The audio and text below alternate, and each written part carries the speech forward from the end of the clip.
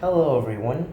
Today I am going to be talking about actually explaining some issues I have had with the recent brawler designs.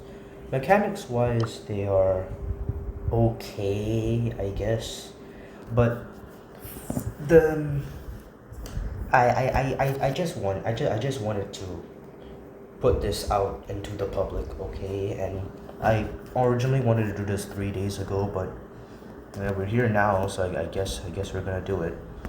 Um, if you were one of the really old players, you'd probably know that there were two brawler concept designers over the years. The first one being Paul Chan, a Scottish concept artist who designed 51 of the brawlers. 50. If I'm correct, his last one was Ash, but I'm not sure who designed Meg. Whatever. But after that, ever since Lola, all the new designs, for example, Janet, Otis, Buster, Gray, RT, so on and so forth, after Lola, have all been designed by Fernanda. And today I'm going to be discussing issues I've had with the designs. 20 minutes ago, I made a script, a small script, about the lack of designs. So, no, let us begin with Otis. But first, I just want to address something with Bonnie. Bonnie is part of the stunt show trio and finishes it along with Stu and Janet. Bonnie is a little baby, probably at best 8 years old, and she shoots herself out of her cannon for a great act. Now, I'm probably gonna sound like an idiot for saying this, but okay, I don't. First of all, I have nothing. I don't think Bonnie is a bad design. Bonnie is a good design. It's an unexpected design. I like it. The only problem I have is that is Brawl Stars promoting child endangerment, child warfare. So are you telling me that we Brawl Stars is teaching us to shoot our babies from cannons? I sound like an idiot for saying this. Okay, but for real, the first design I want to cover is Otis. So when he was released, Otis is a street artist who lives in the sea and sometimes lives in the deep sea and sometimes comes up on land to spray stuff, artwork to express himself. And he's a very mysterious boy. I should probably use the default skins to show that. But we don't really know who Otis is, which just makes him more mysterious. That's cool and all, but the problem is that this design lacks a story. We know that Otis is a mysterious person who sprays paint with his hose. And also they got rid of the Otis glitch. Aw, that's sad. Anyways, he sprays paint onto the walls, which Star Park has to clean up to express himself. Now, he doesn't. He's not very good at communication because of his voice lines, as you can see in his voice lines.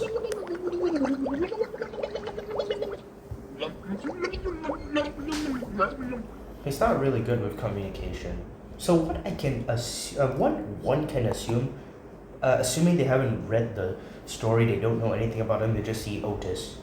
If I were someone who sees Otis, I'd probably think, oh, he's a squid who shoots paint. He's probably a painter at the park, and he has this starfish, I guess.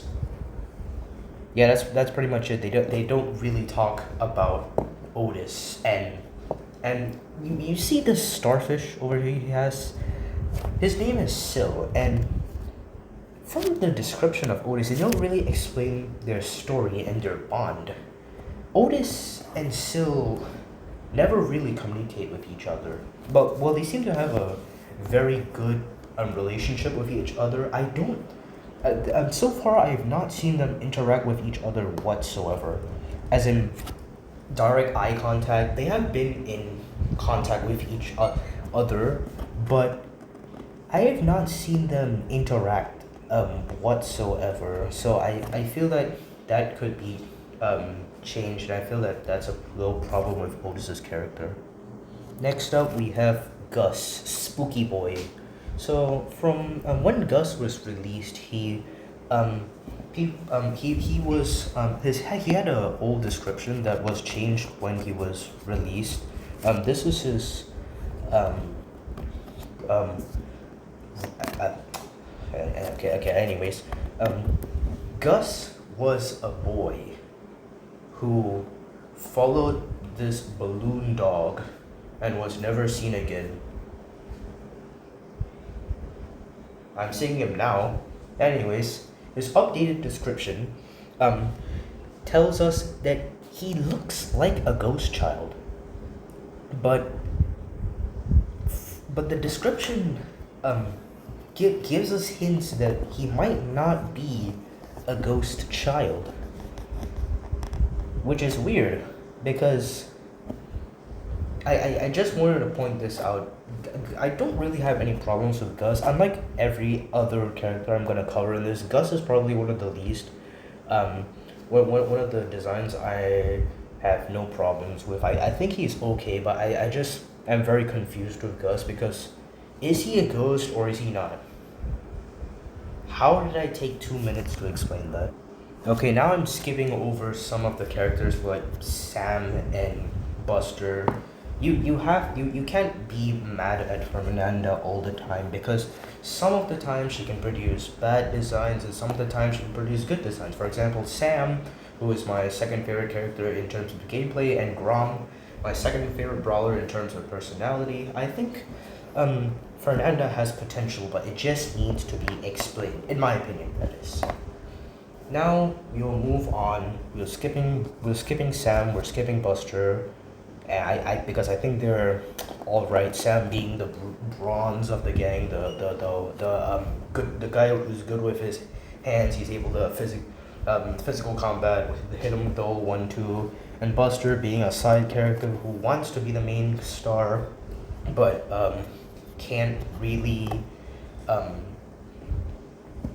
get to that point yet. But he's completely okay with it, and also he's really good friends with Fang, and they get along really well. Their synergy is really good. But anyways, let's get to Gray. I feel that Gray is. I remember once when he was released, I posted on Twitter and said this is peak character design, and it's literally just a guy in black and white. It's Michael Jackson. Anyways, Gray wants to be the star of the show, but is often pushed aside by Lola so that she can steal his spotlight. And from his description, it says that he can talk. He can talk, but he's so invested in his role that he doesn't want to talk, even when you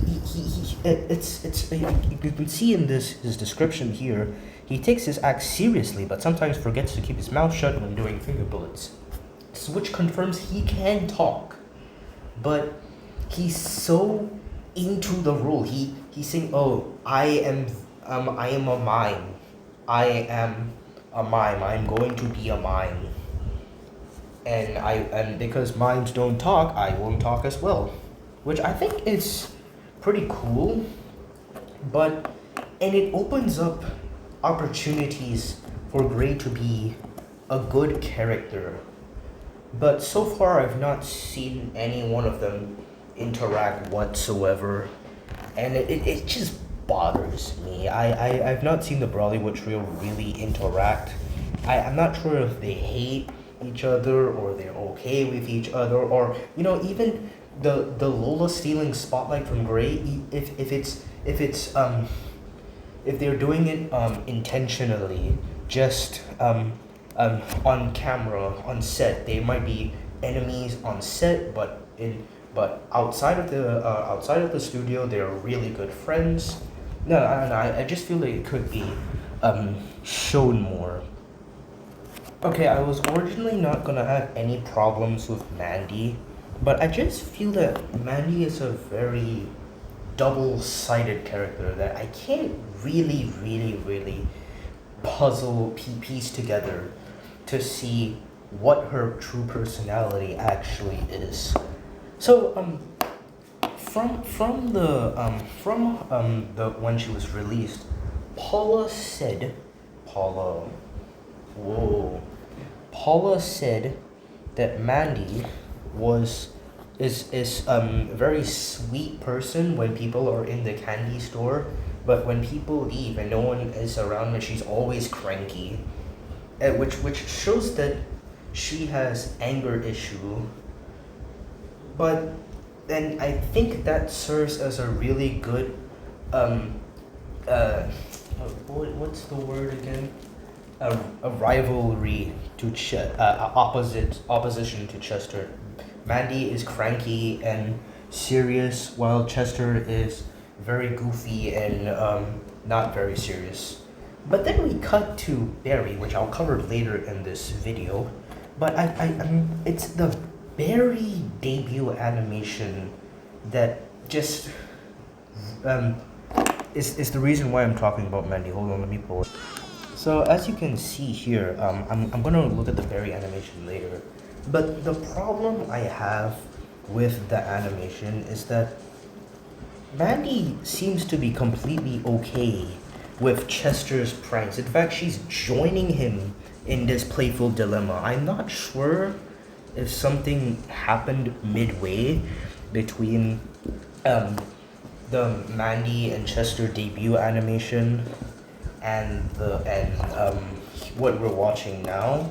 But look at Mandy. She looks like she's okay with Chester's pranks, and as you can see, she's running to catch him. And they look like they're playing a game of tag, and that confuses me because this shows that Mandy is completely okay with Chester's pranks and him possibly ruining the entire shot. They look like two playful kids who are trying to who have this dream of running a big their candy enterprise, and yeah, that's basically it. And there's no crankiness, no nothing, no anger issues, and it doesn't look like Barry has to deal with any of Mandy's crankiness, which I will cover later.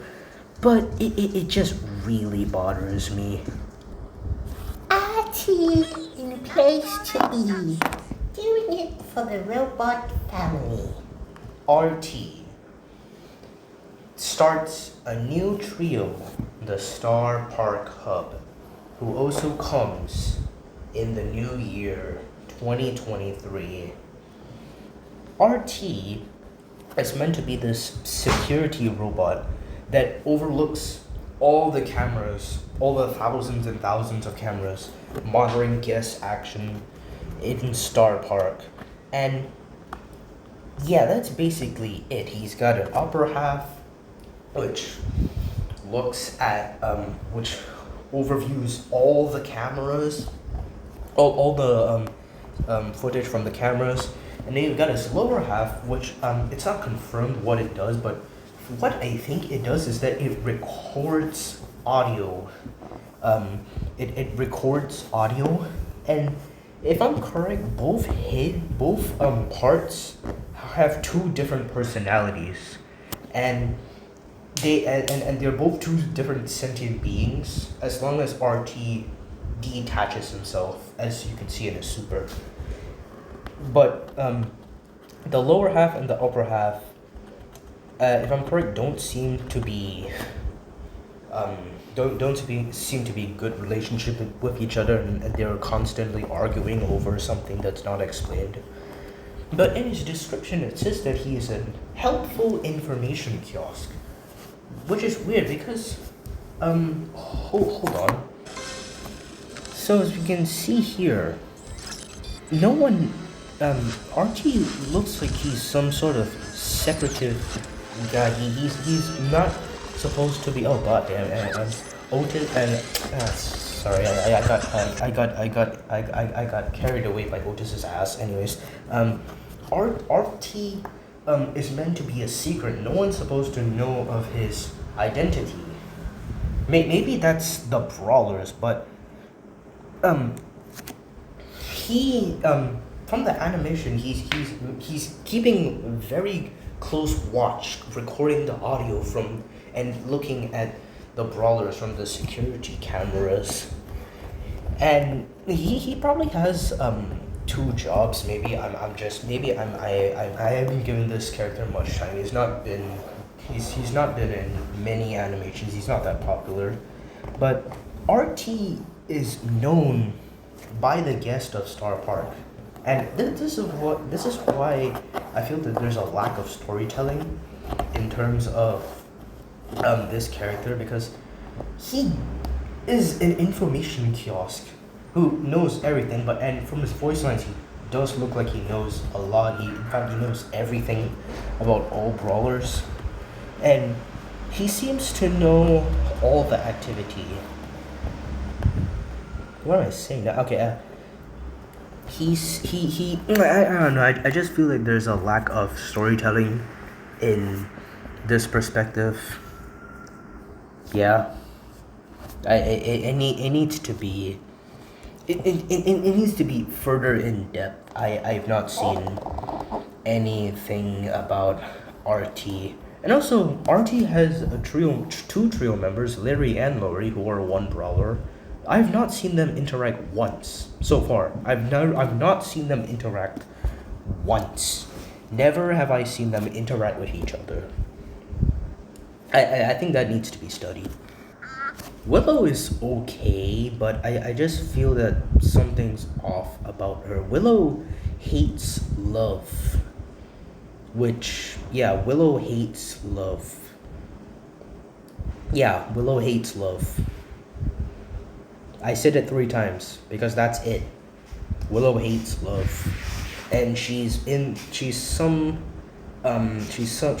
one of the people in charge of the Swamp of Love that are meant to treat people, the romantic couples, with the most joyous and romantic night of their life, but instead she does the exact opposite and gives them the most traumatic experience ever, using some mind control things. But Paula explained in her debut in Brawl Talk that she manipulates people with the things they love, only to lure them into the swamp so that she can do malicious acts to them. I don't know what malicious acts it is. Probably can't be explained because it's way too gory or way too horrifying. And I mean the game is for kids, so if that's horrifying, then I understand. But I feel that something needs to be there's just a lack of storytelling with Willow and her character, and I just feel it needs to be studied. And also, why is Willow doing this in the first place? She has no reason to do this. Her motive is clear, but why does she need to do this? Was she betrayed before? Was she was she in a really good romantic relationship, but something happened and caused her to be like this? Maybe she was a normal human and then she mutated from the swamp. She probably fell into it, or she drowned in the swamp intentionally, depression I guess, and turned into this, and now Willow wants to murder romantic couples so that I don't know, just for her just for pleasure, for her personal pleasure. I couldn't find the original image, but there was an image circling around where um, Willow drops a bouquet of flowers in a dead fish's body, and there's just flowers stuffed in its mouth, and it's delivered at Mortis's doorstep, but and it's directed to Mortis. I'm not sure if this shows that Willow still has a heart and she's trying to go after the person that she loves, even though that she hates love. I don't think it makes sense, but I feel that there'll be a good depth to the character. A character that hates love is in love with someone. I don't know. Is she doing this because she actually feels love, or is she doing that to lure him into the swamp? I don't know. That needs to be addressed. Macy. Okay, Macy. Where do I begin with Macy? Okay. Macy doesn't really really coexist with her trio mates that well, which has been addressed. Macy is basically like an older sister figure to Buster and Fang, who are always goofing around and causing trouble, which Macy has to sort and discipline them or something, I guess. And that's pretty much it. She's a safety person. She's an engineer there. She makes sure the place is in tip top. The place meaning the cinema that they work in, a low budget cinema, in tip top shape. But I just feel that that's pretty much it in terms of what was explained in her debut Brawl Talk. But however, in the recent in her present day description, it says Macy works as a safety coordinator, but deep down she enjoys dangerous situations. And sometimes it almost feels like she is a hand in creating them, which doesn't make sense for a character that doesn't want danger to happen. She is the one that prevents the danger. And it's worse in her title, Master of Disaster. Ma'am, you're the one who's preventing disaster. Why are you creating the disaster? I feel that needs to be explained, but I think Fernanda has a good hand in doing that. And finally about Macy. Oh wait, I'm not using the default term. Sorry. What's up with her arm? Why does she only have one biological arm and one of them's a robotic arm? It's not really explained. Maybe she was in an accident. My theory is that if I'm correct, it has been confirmed. She was in an accident that resulted in the loss of her arm, and she fitted it in with this pressure rocket arm, and she's meant and because of after this incident, she vows to protect the people and prevent them and teach them what is dangerous and how to prevent it, I guess. But I don't know. I've not seen a lot of Macy action, and Macy isn't really that popular, so I kind of understand. I was once a Macy main. Now I'm not really a Macy main because she's not that. Because her gameplay is boring. I don't wanna miss 12 of her attacks because they're so slow when they're released. Hank, prawn ready. I'm not using his default name. Oh my god. Hank ruins his entire trio. Even though he's the best character, not gameplay wise, in fact he's the worst character in the game as of recording. Even though he's the best character in the trio, he's ruins the entire trio because Otis, it goes from a mysterious character who wants to express himself using his paint. I don't know what he's shooting out. He's shooting out from a hose. I'm not sure if the hose is connected to him biologically or whatsoever. I don't know. I don't want to explain it. But Hank is a soldier. those two don't coexist. You got an artist, and you've got a soldier, a war veteran. Hank's sort of a war veteran. Hank has been confirmed to have been, an escapee from Kenji's kitchen, and now he doesn't like chefs because they're gonna kill him, they're gonna eat him, they're gonna turn him into prawn sambal or something like that. Prawn sambal is delicious, by the way. Do you eat the tail of the prawns? But that's pretty much it from Hank's standards. They don't really explain why Hank really hates chefs. All I know is that he escaped from one. It's confirmed. He did escape. But after that, it's pretty much it. I'm not. Apart from that, it's not really explained why he got a big big tank of his, this fish tank of his that shoots torpedoes, and it's not really explained. Maybe he built it himself so that he could have a fighting chance against these chefs, because he's small. There's no way. The only thing that would the only thing that's good for him is his size, but battle strength, nothing.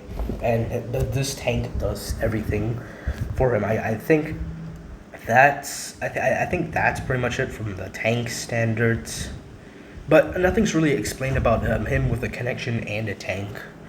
I don't know. Hank is kind of the Hank by himself, just design wise, made his entire trio lopsided, and I don't know why.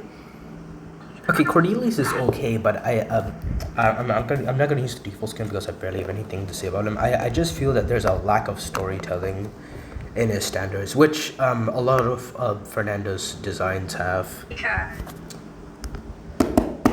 Alright, ladies and gentlemen, we are gonna be here for a while. Pearl. Okay, Pearl.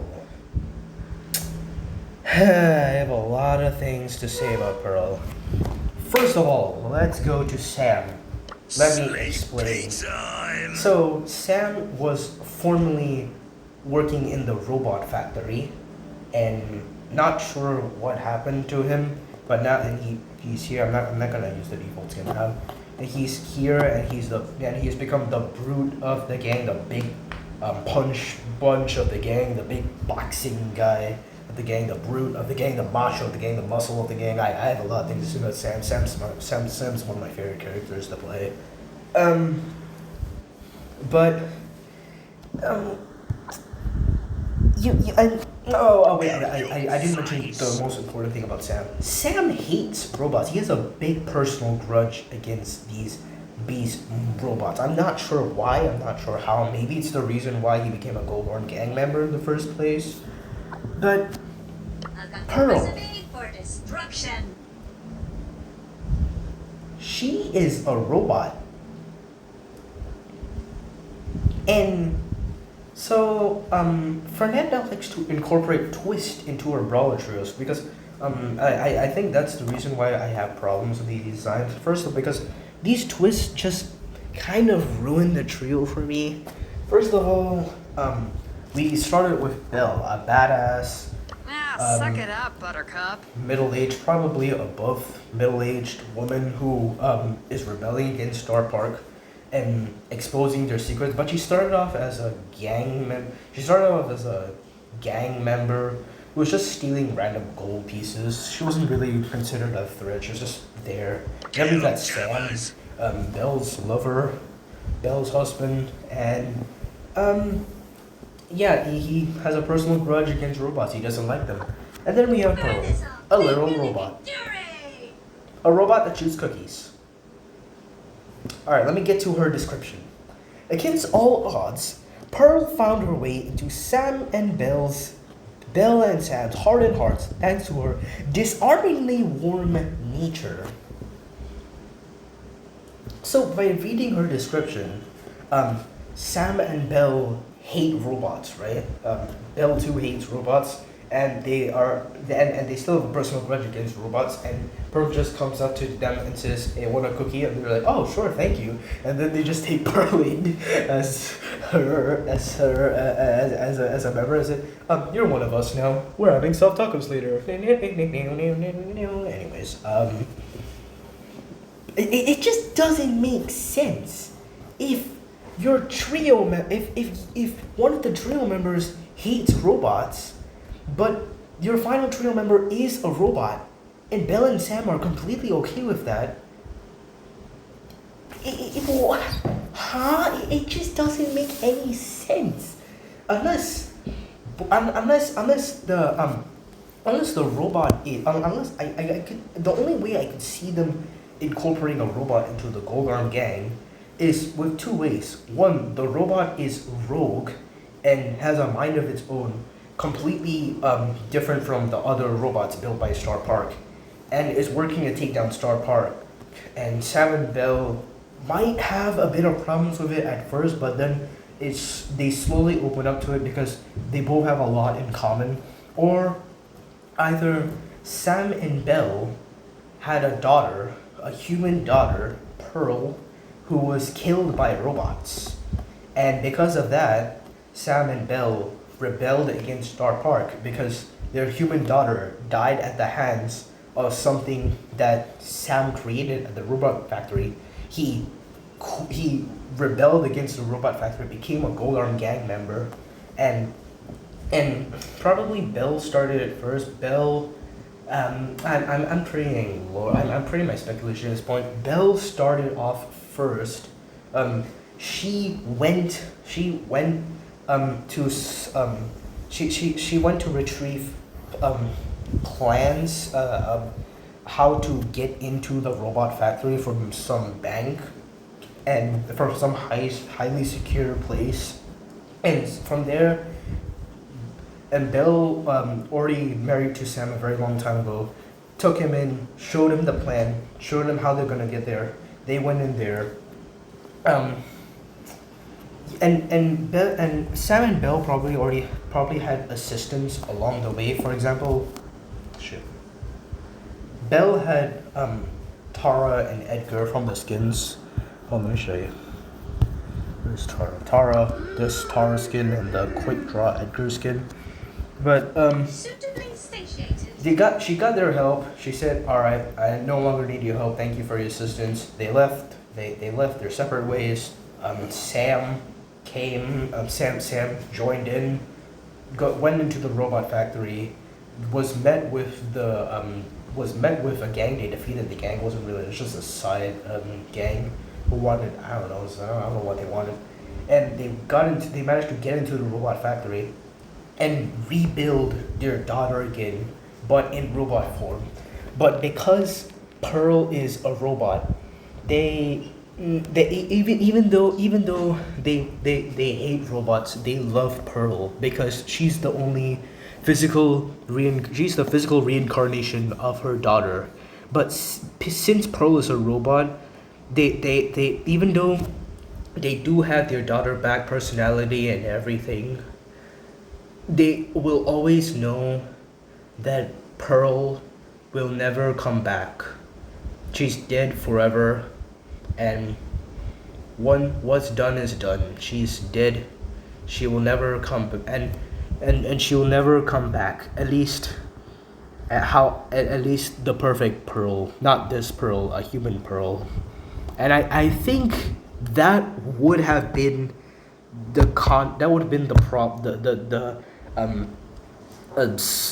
how the Gold Arm Gang trio would have been solved if they had given Pearl a good story and reason to exist. Because now all she does is, "Oh, I bake cookies, the Gold Arm Gang loves me." That's pretty much it. None of them have anything in common. Pearl's a warm heart, and Belle and Sam, and Belle is Belle's a person who doesn't seem like someone to be trusted, and Sam seems in both sides he's cold-hearted, but at the same time he's warm like Pearl, and I think that needs to be addressed. So for right now, I think that Pearl is the worst Fernanda design I have seen so far. Okay, after Pearl we have Charlie, and okay, Charlie isn't that bad. Apart from, it says that Charlie was someone who was from the streets, but was given a chance to join the circus for a good pay, and so she did, and here we are, Charlie. But that's pretty much it about Charlie, and it doesn't really tell her much about her story. How did she become an acrobat? Did she have any problems? Does she have any is she facing any problems? How does she incorporate with spiders? How did she become incorporated with spiders in the first place? They didn't really explain the spiders part properly. That's what's the problem. And also, Charlie went from someone who really wants a proper income to stealing the income from people who are watching the show, and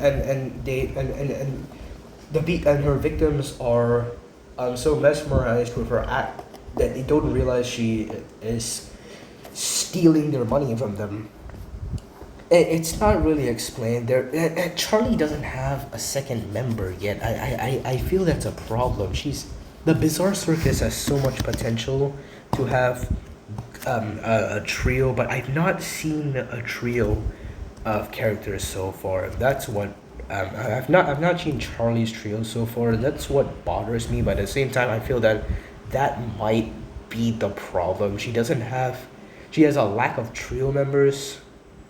I don't know. We need to wait for our trio members to come, and then we'll see if Charlie still has problems or if they've all been solved. But not the message. Oh god, okay, Miko. Miko is we're gonna be here for quite a while, ladies and gentlemen. Miko, oh boy, Miko had so much potential to be a good character. Who was it? So we went from French, I guess. French is Lula French? I'm not sure if Lula is French, but she went from prideful egocentric person. She's a really egoistic person, and then we went from someone who's really into his role of what his character is meant to be, and then we got someone who's operating the boom mic. He's not even an actor. He's just the guy recording the sound. And you know what's the worst part? One of the trio members doesn't even speak. Yeah, that's it. I'm going bananas. But out of all the trio members, for some reason Miko seems like he has the most character out of all of them, even though he doesn't even act on camera. He's the guy operating the sound and all of that, the boom mic guy, you know. And at the same time, he seems like a very egoistic guy. He seems very prideful. He tells people that he knows people, like Scorsese, Martin Scorsese, and I don't know, but out of all the characters, if I had to pick one of the Brawlywood trio, if I had to pick a favorite from the Brawlywood trio, it would be Miko. I think he has the most personality out of all of them, and I think that solves some of the problems here, because if Miko didn't have a personality at all, I think I would still be talking about Miko's lack of personality, design, character, whatsoever. Speaking of character, I don't understand why Miko is a monkey. There doesn't seem to be any incorporation. Why is Miko a monkey? I don't know. I feel like this kind of character with the mechanics, the design, all could have been done if Miko was a horror-based character. Maybe instead of being the boom mic, he is some horror-based character, and instead of having a boom mic, he's holding a chainsaw or a knife or some weapon, and maybe Miko is some guy who was really big trauma, and is invested in this role as a horror movie star, but he's really invested in his role to the point where he offset in real life. He tries to kill some of the members, and I think that would be scary, but at the same time funny. Oh boy, we're 40 minutes in, and I have a lot more to say. Kid is okay. Oh god. Larry and Lori. Larry and Lori. Okay, Larry and Lori. I feel these characters have a missed potential. In terms of uniqueness, I think overall, I think they're okay. But I feel that there's just missed opportunities with good cop, bad cop character like Larry and Lori. Hold on, let me pull someone up. So as you can see, I am pulling up good cop, bad cop from the freaking Lego movie. But anyways, if you remember this character from the Lego movie, he is two-sided. He's basically he's basically a pull on those Lego characters which have two faces, and if you turn the face, they have different expressions, and they're showing how and because of that, when one of them is in control, it just completely changes their personality, and I feel that this could have been incorporated with Larry and Lori, and maybe they could both be one sentient being, and I just feel that's such a missed opportunity. When he was released, I remember a couple people saying, "Hey, I play as Larry. Why can't I play as Lori? All Lori does is spawn in and shoot people with a shotgun, taser shotgun, etc." I feel I am on their side when it comes to that. I just feel that it would make them more exciting as a character and more unique, and maybe it could explain their personality well. Maybe both and it's two AIs combined together into one form, and each of them are trying to cooperate with each other. One of them is cold and ruthless, and Lori is cold and ruthless and make sure all rule breakers are detained and get their necessary punishment, while Lori is 15%, that's cringe. Larry is the friendly, wholesome ticket sales guy who only finds those small offenders tickets, fines, and at worst he confiscates items he thinks are dangerous at Star Park, and I think that would be cool, and maybe it would be pretty funny if they uncontrollably just swap at a random time. In 1 second, Lori could be handing you a donut. It's like, here's a donut, little guy, and then as the guest is reaching for the donut, Lori switches up, takes control of the body, and crushes the donut.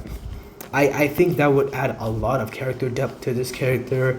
I think it would be really cool. Mechanics wise, I think they could have a little swap feature where it's on a cooldown, but you can swap between each character, and each of them would have their own attack and super. The gadgets would probably remain, and star powers remain the same in order to make them not too complicated, so Larry can keep his regular throwing attack and Lori can shoot from a distance. And I think that they were going to be really good, because imagine you're Larry, and imagine you're my version of Larry, and an aggressive brawler jumps on you, for example Edgar, Mortis, Surge, Primo, and then you can switch to Lori and gun them and take them out, and it gives you a fighting chance. I think that just makes sense. For your super, probably Larry steals supercharge and either adds it to his own, or I'm not sure if that'll be broken, but he steals the enemy supercharge, and if you're using Lori's super, he would cage an enemy, similar to Cordelius' super, except it's on the map and it's in a limited space. I think that has such missed potential, and I feel that I just needed to address it. Thank you. Angelo's okay. He's just ugly. Sorry, Angelo. You're a beautiful diva. I'm sorry. I should not have said that. You're beautiful. I don't even this Brawler unlocked yet. Melody. That's okay. Get in my way, then you'll pay. Apart from deleting every single one of her voice lines, I just feel that Melody is a weird character. Melody seems very double-sided from her personality. First, she can be, and she looks like an angel. She looks like a heavenly creature coming down from heaven, and aiding you. I guess she's someone to be looked up on, and yeah. But at the same time, she seems like a demon she's very double-sided, and she's very serious in karaoke. It's not explained properly, and apart from her being taller than Frank, I don't know why her base model is taller than Frank from this perspective. Also, this note is very, very freaky. I don't know why he has his tongue sticked out. Anyways, oh god. Something just needs to be studied with Melody. They don't have any they didn't really incorporate much with Melody. I just feel that they need to explain, Fernanda needs to explain Melody more, and make people like me understand Melody more, because apart from the song that was released with her release in the game, which by the way, the song is not that great in my opinion. Yeah, I just feel that Melody needs to be developed more as a character. Maybe when she gets her own trio members, maybe it would be. Maybe that's the problem. Maybe that's the problem. Why are you making this video? Maybe it's because maybe your trio members will complete the problem. But just in case your trio members don't, I'm just saying this. Okay, this will be the last brawler that I have big problems with. What she's joining the terms of like Pearl and Miko. Why does Lily, her storyline is so bad. So she's a human girl who ventures out into the enchanted forest, and she gets captured by a plant, and then she turns into this. I don't know what led her into turning into this. She now can't talk.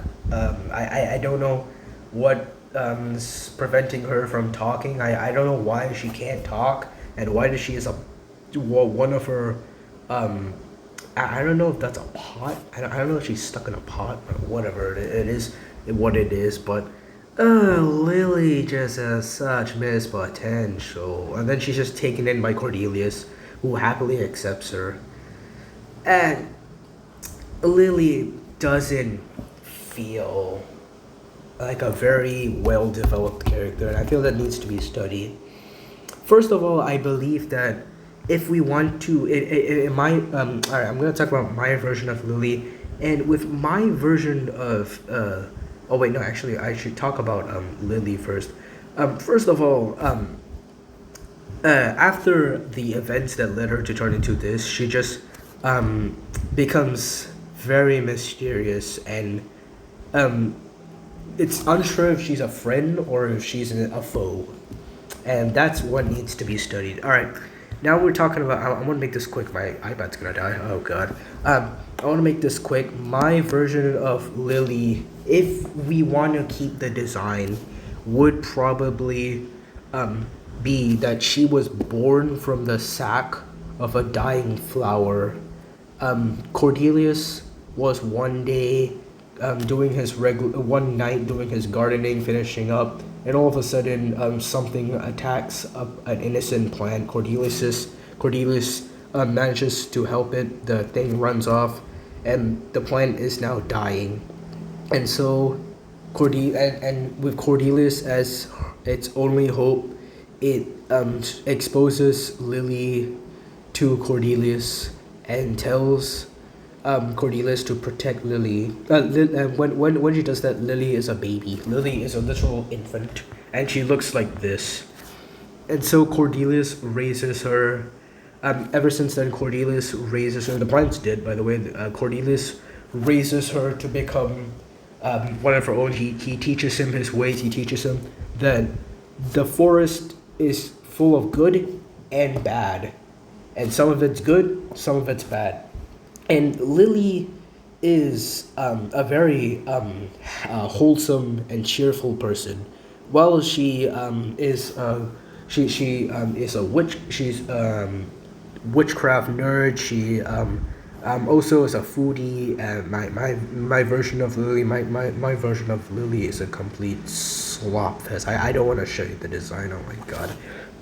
Anyways, and Lily, in her free time when she's not doing her witchcraft and when she's not eating her heart out, god, she's playing with the inhabitants of the forest, either to go find more food, or to find or to just play, I guess.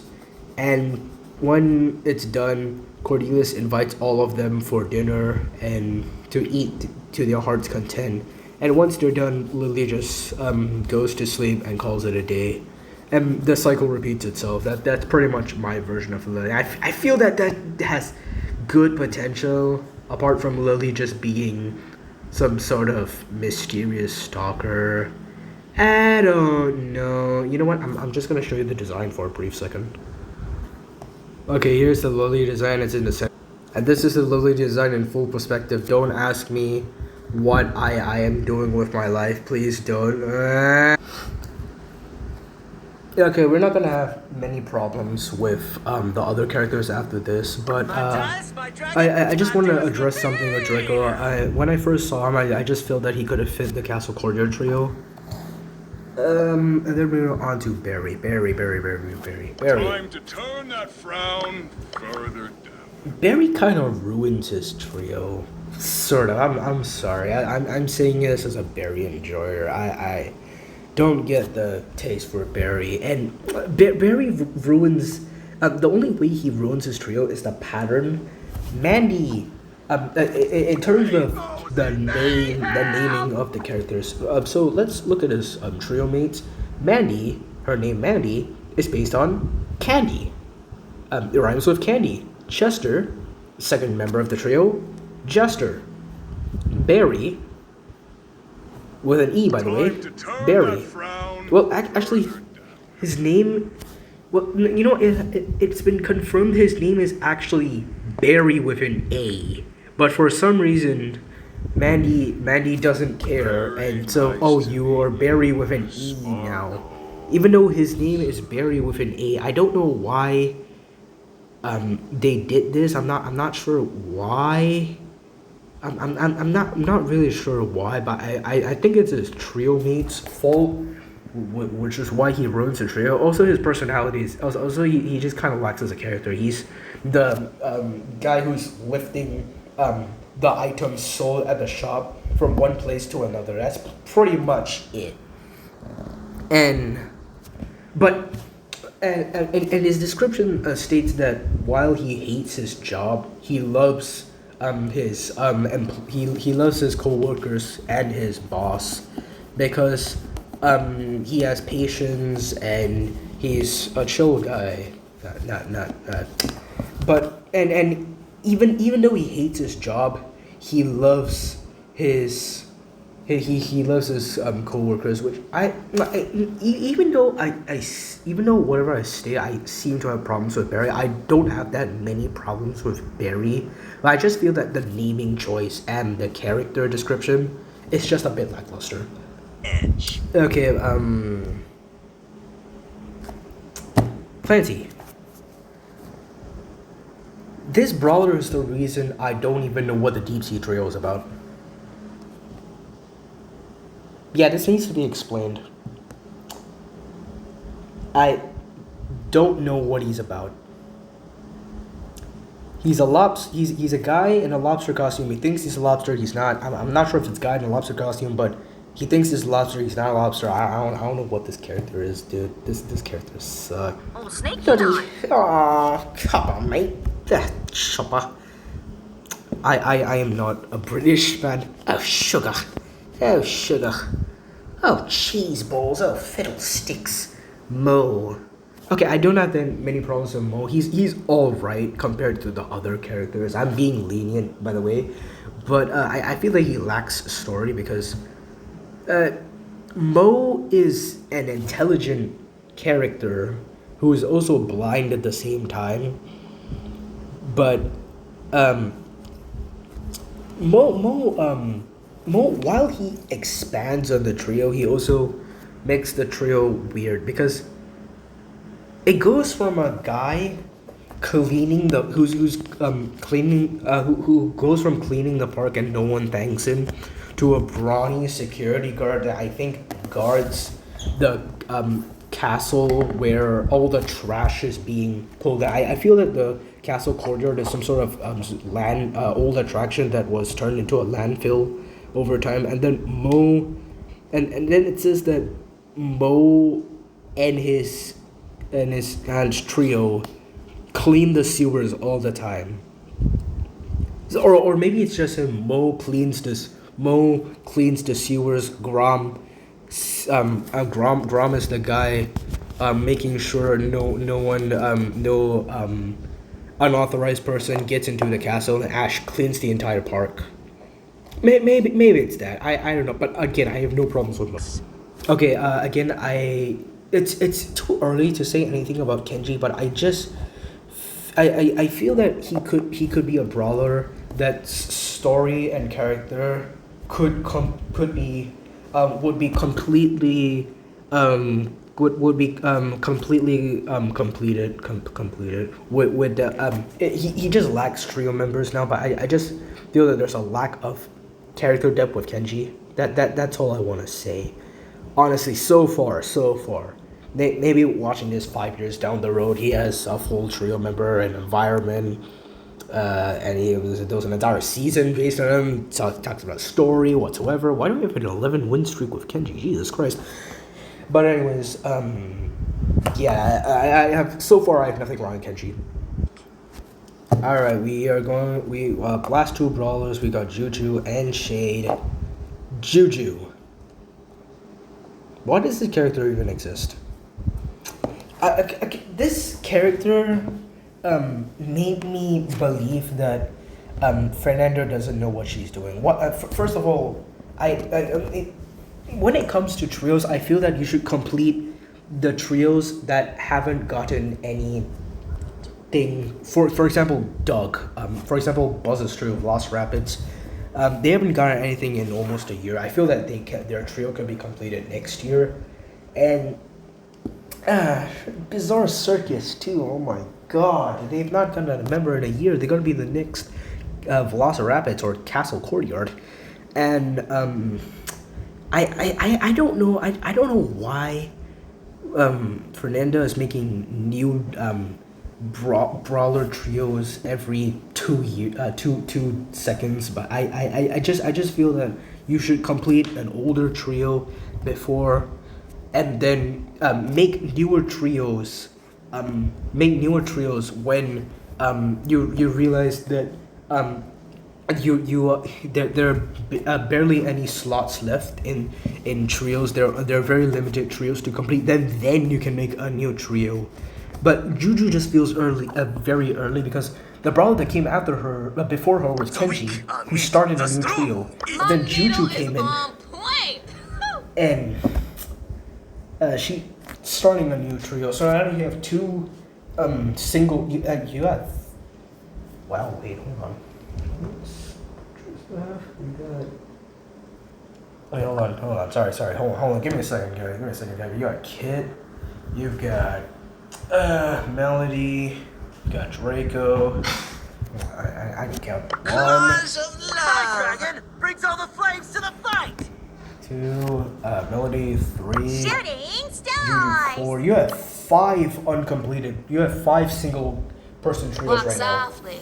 the Yeah, dibs. I feel that that's a problem because, oh God, I just can't put my fingers right. I just feel that Juju was released at the wrong time, and her design is great. Her design is great, and it reminds me of what's his name again? The villain from Princess and the Frog. I forgot his name. I don't know. It's the what was the guy? What was the guy that voice acted him? The Mufasa voice actor. How did I forget that guy's name? Whatever. Anyways, I just wanted to address this. I feel that Juju was released too early. Finally, we got Shade, who right as of recording isn't even out for the free to plays. But what the hell does this the pile of clothes even do? He just comes to life one day, and Gus says, "You're my friend now." That's pretty much it with this brawler, and ever since then they both haunt the station together. Shade doesn't even contribute to his trio. All he does is scare people in a cutesy sort of way, and I feel that something's off about that. He and his trio, the Ghost Station trio, his trio is meant to control the monorail station, monorails going in and out of this different stations in the park. He doesn't contribute anything to that, and I feel that that's a problem with third trio members these days. They don't contribute much to the job that their trio is in. That I just feel that that's a problem with Shade, and also there's nothing with his character. That's it. So far, Shade is the newest character in this game. He completes the Ghost Station trio. A bit of a disappointment. I felt that the third member of the trio could probably be something like Shade, except he is a guardian. He's the guardian protector of Gus, and he was ordered to protect Gus by Chuck or something, or I don't know. He vowed to protect Gus, or maybe a big sister